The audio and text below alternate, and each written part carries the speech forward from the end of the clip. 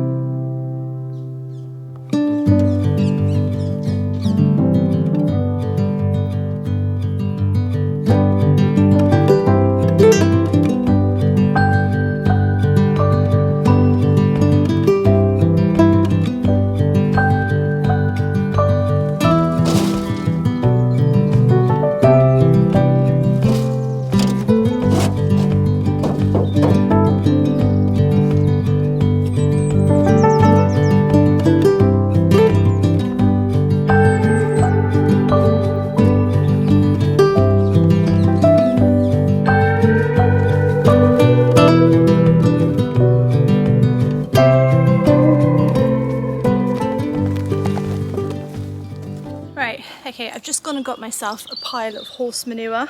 I tried to choose the stuff that's like really well rotted down, but I can't promise it's completely rotted down. What I'm going to do is use it as one of the first layers, so hopefully that will sort of be okay. I just cut myself on a rusty nail on the way back with the wheelbarrow. It's pointing out someone's shed and it was super rusty. It hasn't drawn blood, so I'm hoping it'll be okay, but it's just thought I'd remind you, like, safety first in the allotment plot.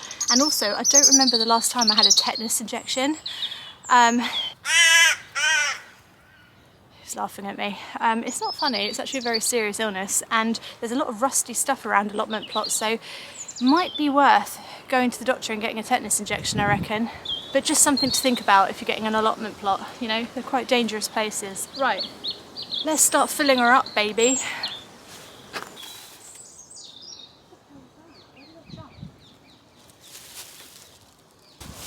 Hello? Hello? Something just jumped in my shed. You know what, I don't want to know what it is. Don't tell me, I don't want to know.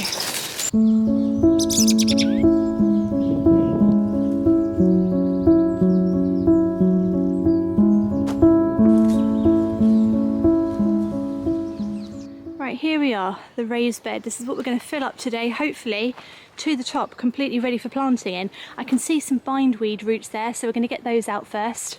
Now, because I'm layering this bed up really like a lot, and I'm using cardboard and everything, I don't need to worry about digging out all the bed, I just don't. all the weeds will be suppressed, but bindweed, that's something I really want to get rid of, because that is a survivor. That will just keep coming back and just cause me so much misery. So I'm going to get as much of it out as I can. Oh, look at it, loads of it. Right, I'm going to start off with a big thick layer of cardboard. This is like Amazon packaging. All the labels and sticky tape have been taken off of it.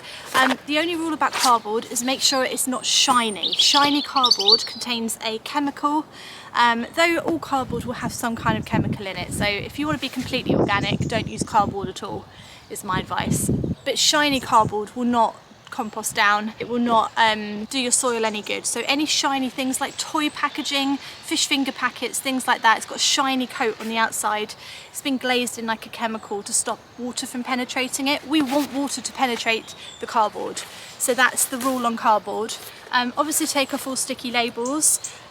Don't worry too much about the ink. Coloured ink is technically worse than black ink, but at the same time, again, if you want to be totally 150% organic, don't use cardboard at all, because it's got everything's got some kind of chemical in it, you know. Benefits of cardboard is it's going to act as a really good weed suppressant, so we're going to keep all the weeds down. Also, the worms love it, they go mad for it, and it should just make a really nice base for this this raised bed, really. So we're going to whack this down. Let's do it.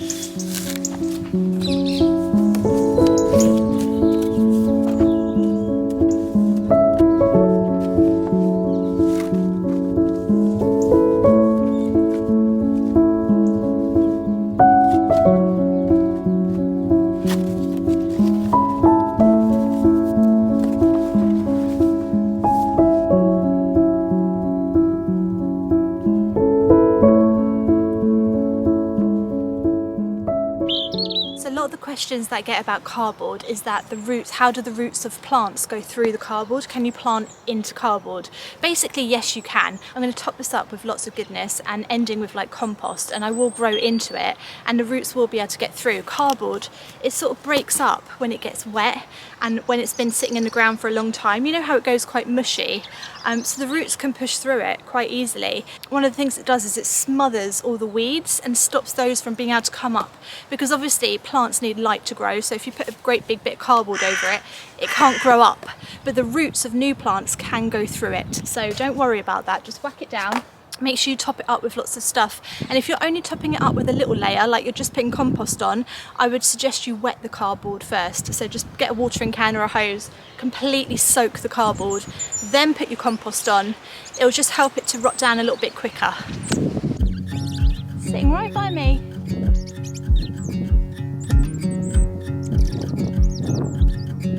It's not really a worm day, Einstein, if I'm honest with you. It's just not, it's just not.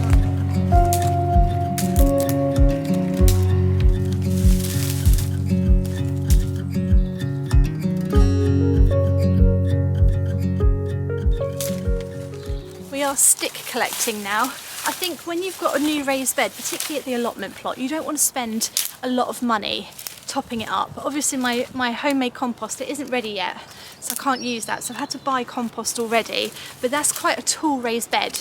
I want to fill it up to the top, and the best way to do that is to go around and find as many natural free material as you can find to put in there. So I've got so many sticks at the back of my plot, I'm going to whack these on. I think it will add structure, I think it will add good drainage, and I think it will add height to it as well. And that's why we're using sticks, but you use whatever you've got. It just makes sense to use these, you know, it just makes sense to fill up the bed with it, and it will rot down eventually, it will compost down. It will take a long time, but until then it might add some nice structure and drainage to the bed. A bit like putting in rocks, but I don't want to use rocks because I want it to actually rot down in the end. So it's a good choice, I think.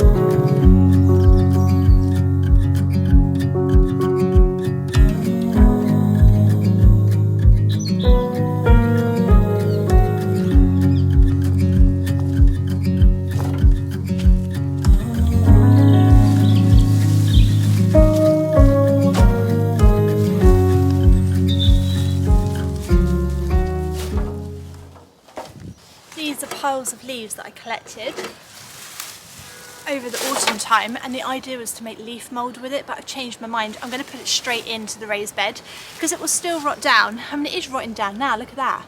It looks so good, and it's just, leaves are so good for the soil structure and stuff, so I'm going to whack it all in.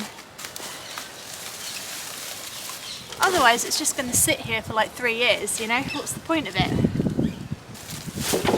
Oh, I've got so much of it as well, so much of it. Oh, I don't like that bit. Oh, might as well use it, you know. Right, let's whack this in. That's a good sign.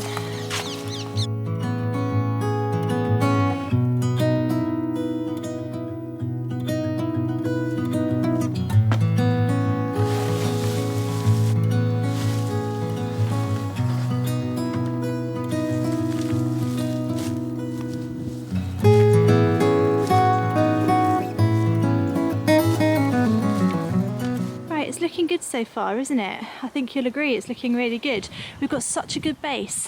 Got such a good base of natural organic material in here. So we've got the sticks, we've got the horse manure, we've got the leaf mould just started to make, and lots of, I mean, it's basically compost which has gone on the top, but just mainly made out leaves.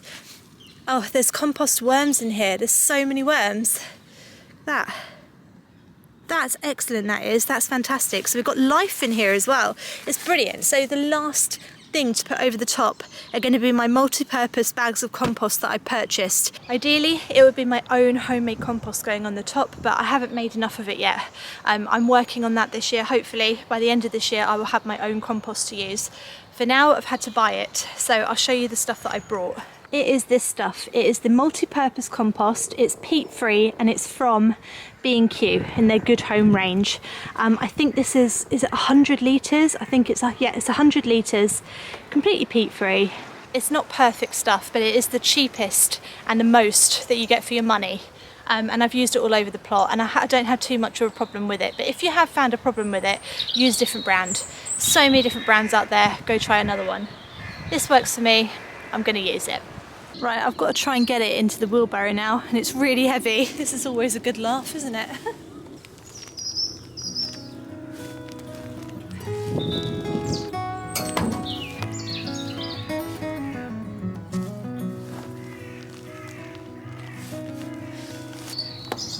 think it's a can't pull the wheelbarrow off. It's definitely heavy.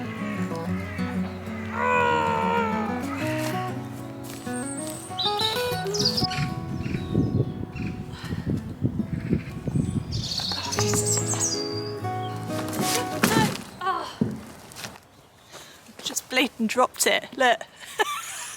Oh God, can someone please come and help me?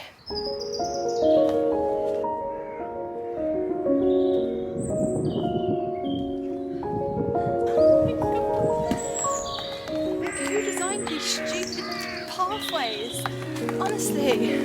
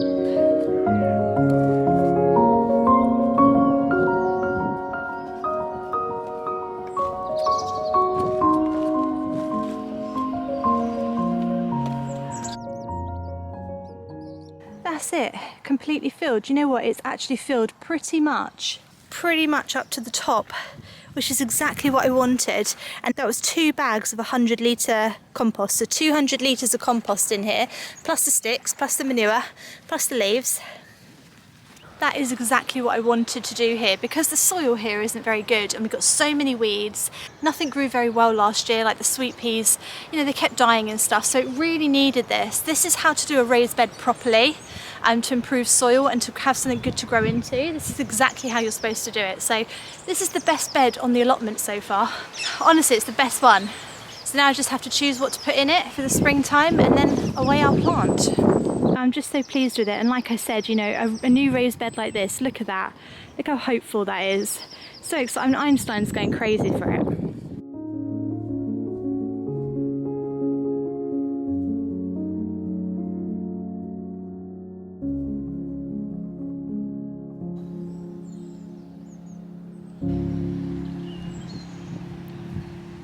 Right, so the back is looking very good now. It's all about putting in the greenhouse now and sorting out that area there, but actually as a whole, looking exciting. We've got the bed to plant into. Things are really taking shape now, and I'm excited.